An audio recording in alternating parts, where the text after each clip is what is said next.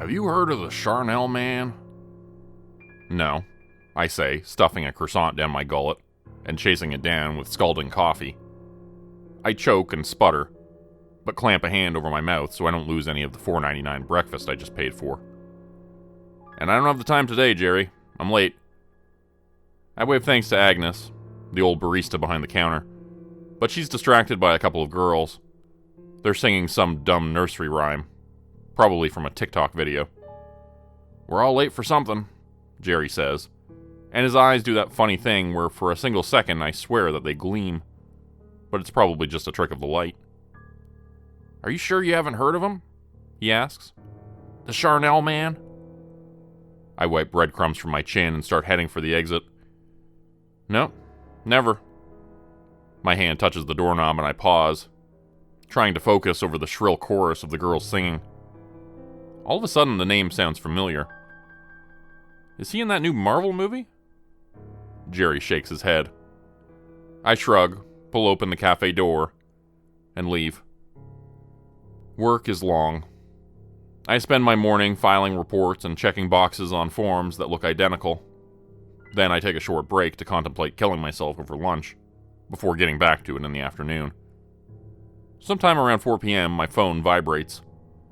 New text. Unknown sender. Hello, it says. Who's this? I message back. No response. Good. I like it better that way.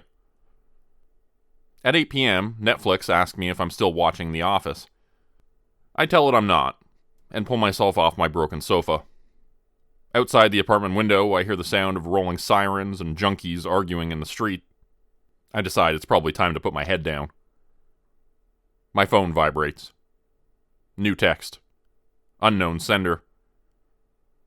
The son of the master is bleeding. I take a few seconds to stare at my screen, my eyes running over the words. It's the same number that messaged me earlier. I pick up my phone and steady my thumbs over the keyboard, wondering how on earth one even responds to something like that. I settle on, who the fuck is this? All roads lead to Vermilion. I board the bus for work and it smells like piss and heroin. A pretty woman in a small skirt and blouse asks me for the time, and I tell her it's 7:02 a.m. She looks familiar. She smiles and asks me if I've ever thought about slitting my throat. I blink. A word falls out of my mouth, and I think it might be no. She sits down across from me and pulls a butter knife out of her purse. Her thin fingers run along the edge of the blade. She mutters something over and over. A name, maybe. Matthew. Matthew 4:8. At the next stop, she gets off and tilts her head to the sky. The knife finds its way to her throat, tapping against it like a metronome. And as the bus rounds the corner, she glances my way. In the distance, I hear screaming. I'm sorry, but I asked you to check these boxes, not these ones. My boss slaps a stack of paper on my desk taller than the Burj Khalifa. He's running his hand through his blonde hair. He's shaking his head. This is becoming a problem, he says. It's code for, I'm going to fire you soon. I recheck the proper boxes. This time I don't even make it to lunch before I contemplate leaping off the top of the building. I take out my phone to check the time. New text. Unknown sender. Undo that which binds us. I rub my eyes, standing up from my cubicle, and glance around. Somebody in the office is messing with me. My eyes find Bill. 39 years old, twice divorced. More bitter than an orange peel and half as attractive. His computer screen is covered in spreadsheets and numbers. His phone is in his hands. Prime candidate. My vision drifts down, zeroing in on his phone. There's something on the screen, but it's hard to make out at this distance. A video, maybe. It's moving fast, a mess of colors. Bill takes a look around. His tongue darts out across his lips and he repositions himself in his chair. He slips a hand into his pocket. The video's perspective shifts. I see a naked woman surrounded by 6 men, all of them grinning ear to ear, except the woman's eyes are dead. A man steps forward, reaching for his crotch. My phone vibrates. New text. Unknown sender. God won't hold you at the end. There's a knock on the side of my cubicle, and my boss is there, chewing gum like a camel. "How are those spreadsheets coming?" he asks. I look down at the pile of papers I just finished. Something boils inside me. "You didn't ask me to work on any spreadsheets," I say through gritted teeth. "You wanted me to recheck the boxes on these forms." A moment of dead air hangs between us. I see his expression flicker into a smile before coming a frown. "Oh, sorry," he says. "I actually asked you to get those finished by 4. He drums his fingers along the cubicle wall. "You know, I really don't think this is going to work. Have your things cleared out by 8 tomorrow. It's raining on the way home. I pass a homeless man on the street, and he reaches out and grabs me by the arm. I recoil, and words escape me. They're not pleasant, but he doesn't mind. "Have you heard of the Charnel man?" he asks. My eyes settle on the face behind the rain-soaked mop of hair. It's familiar. Desperately so. "Yes," I say. "You told me about him 2 days ago. At the cafe." Jerry smiles, and his blue eyes gleam a little. Except this time there are no flicking lights to play any tricks. He gets up from his cardboard mat and digs into his rusted old shopping cart. "I want to show you something," he tells me. "I want you to make a choice." I hug myself and shiver. I've just been fired from the only career I've ever known, and all I can think about is how much I hate the weatherman for not warning me it was going to be raining so hard. "What sort of choice?" I ask. Jerry pulls 2 objects out of the cart.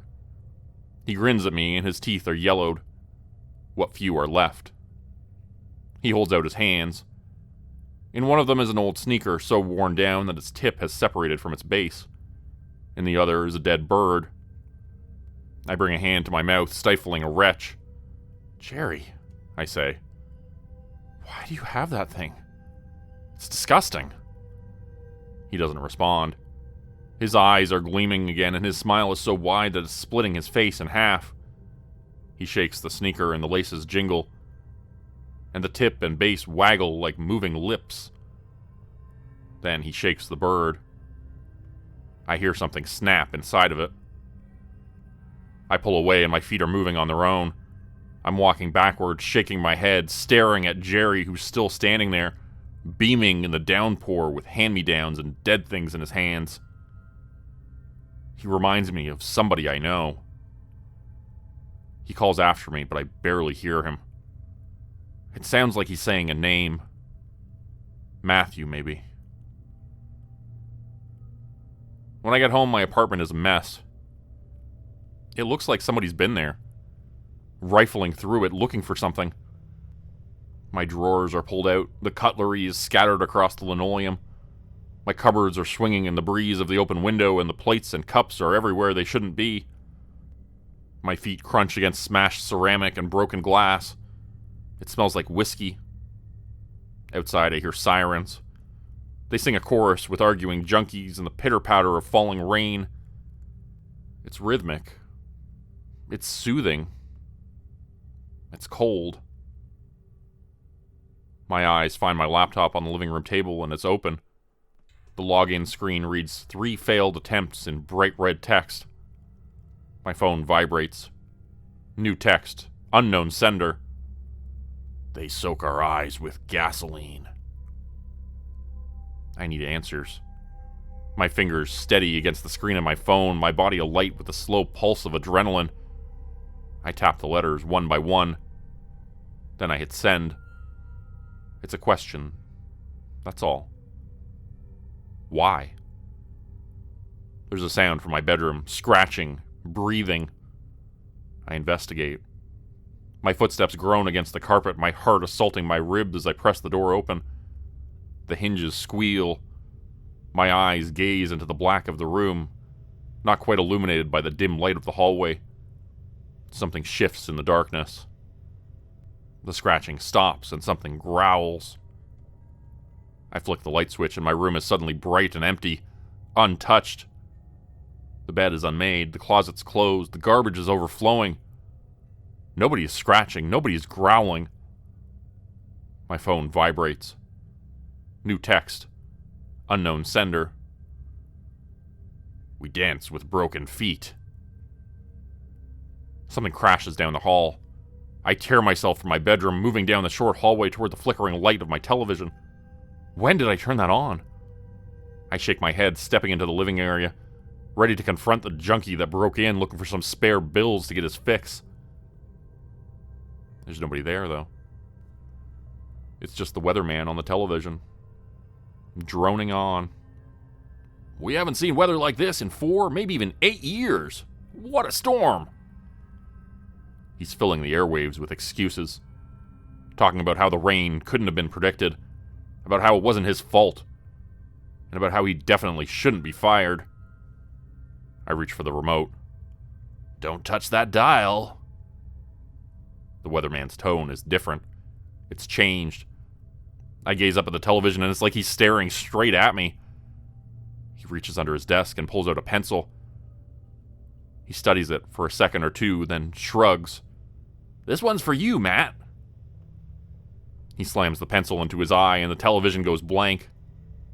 But not before a torrent of blood spills onto the table and his body convulses in shock. Elevator music plays over an icon that reads, Technical difficulties. My phone vibrates. New text. Unknown sender. Calamity is our birthright. Something crashes against the window. I turn in time to see a crow's face smeared against the glass before it drops from view. A moment later, and it appears again a short distance away, wings beating furiously against the storm. Its beak is broken. One of its eyes is hanging from its head. It soars toward me. The glass shatters and the bird rolls across the living room carpet, staining it with blood and rain. The crow twitches and caws. I raise my sneaker to put it out of its misery, but before I do, I make sure to look into its eyes. The one in its head and the one hanging by a thread. It's a force of habit. Why? My phone vibrates. New text. Unknown sender. All flames end in ash. Wind and rain rush through my window. The apartment is filled with the sound of sirens, junkies, and lies. I bring a hand to my head. I close my eyes. Somebody's knocking on my door. Hammering on it. Fuck. I get up and peer through the peephole. It's the pretty woman from the bus, in the smart blouse. I thought she looked familiar. She must live down the hall. I pull away and unlatch the deadbolt before swinging the door open, a question on my lips. She's gone. A man is standing there.